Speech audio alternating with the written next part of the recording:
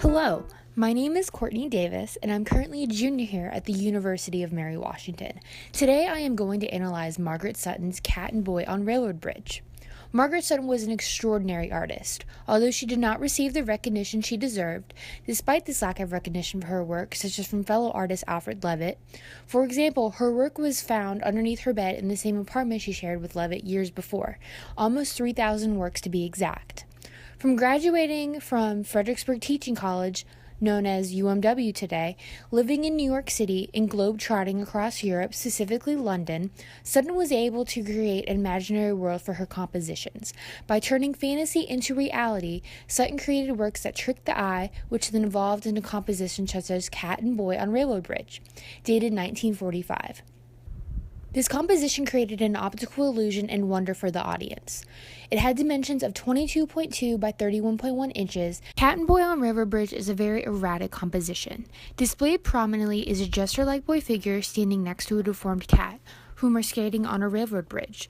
The boy is skating on the tracks, balancing himself by flailing his arms, and a cat follows behind. Flowers pop from each rail tie and fill the background with color. Sutton's characteristics, red, blue, and greens, excite the viewers and add to the tension of the skater's ride. With this imagined subject in wild color, we see how Sutton mined reality for a surreal vision. Like any other artwork, Cat and Boy on Railroad Bridge went under conservation. On February 17, 1995, this conservationist from Richmond left notes regarding the repairs. The artist cleaned the surface generally with vinyl eraser and eraser crumbs. Pressure-sensitive tape was removed that left residue, tack holes filled, and Japanese paper hinges were attached with wheat starch paste. This conservation helped maintain the entirety of the composition. It was not damaged despite this work, although it maintained the aging process of the composition. As a work that creates speculation among audiences, what exactly is being represented, and what was Margaret Sutton trying to get across to her viewers? By researching tediously through several art movements that may have inspired Margaret Sutton, I came to a possible influence from Surrealism.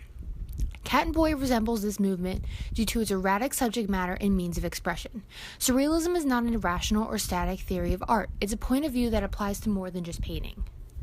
Her expression made her compositions alive and explosive to the audience, creating such speculations among them.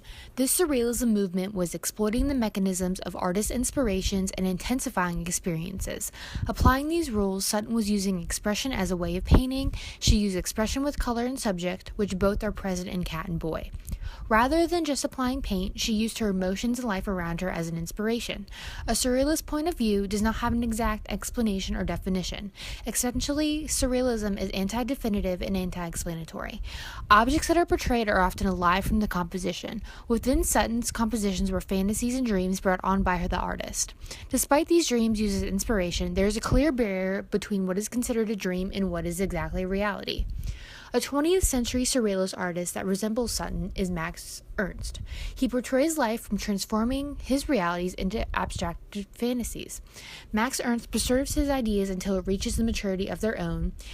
He becomes his subjects, like a bird or a child. He is rapid and instinctive, even if he isn't portraying the subjects entirely. As like Sutton, his paintings express vibrant colors and captures a spirit. Max paints in a way that makes his subjects seem alive, where we want to believe they are real. Besides surrealism, Margaret Sutton explored other movements and use of color in her compositions. For example, Machine and Color, dated to 1950. It centers on both abstraction and color, where she pushed the boundaries of American art. In comparison to Cat and Boy on Railroad Bridge, Sutton used her job as a technical illustrator at Mercantile Linotype Company, where she was employed from 1945 to 1969. With Cat and Boy, she used her surroundings, like for instance New York City's Coney Island. For Cat and Boy on Railroad Bridge, these figures are portrayed on real objects. It's speculated that it could be a roller coaster or imitating a Ferris wheel-like object. The roller coaster is imitating a ride that could possibly be from her time spent in New York City.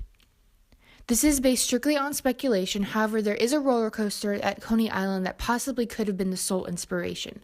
This roller coaster is called the Cyclone, a landmark coaster still standing today at Coney Island.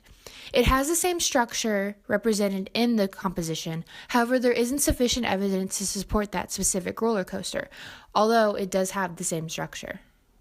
Sutton explored many movements and means of expression for herself. Cat and Boy on Railroad Bridge is fairly different compared to her other masterpieces. The choice of subject and color draws the viewer in a way that makes you not want to look away. Out of the 3 works I chose, Cat and Boy on Railroad Bridge is by far my favorite. She vividly displays her imagination and lets the audience visualize the subjects as real. Despite being unknown, she left her mark on the students, like me, at the University of Mary Washington forever. One thing is for certain, though, Margaret Sutton had talent the world should have seen.